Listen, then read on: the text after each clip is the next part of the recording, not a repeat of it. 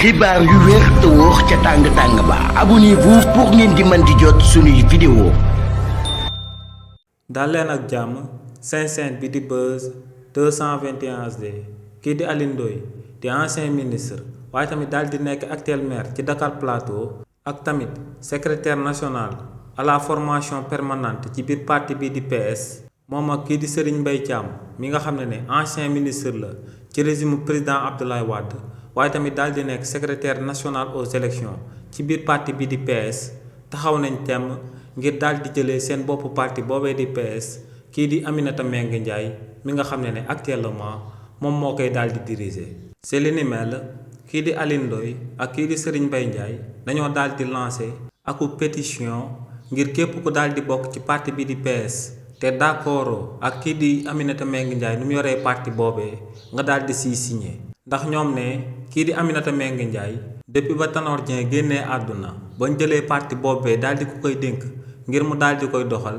ñoom ne kii di Aminata Mbengue Ndiaye amalul benn jéego jëmale ko ci parti bii di PS.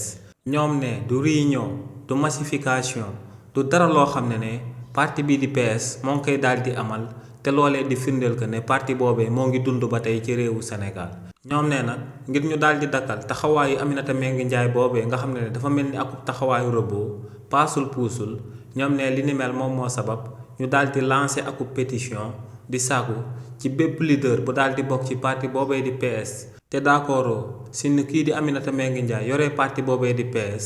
nga daal di signer ci lettre de pétition boobee nga xam ne moom lañ daal di dugal daal di wane que ne li nga bëgg moom mooy que ne kii di Aminata Mbengue Ndiaye daal di tekki nombal tànkam bu mu jiite ci parti bii di PS. si li ni mel nag ay dirigeants yu bëree bëri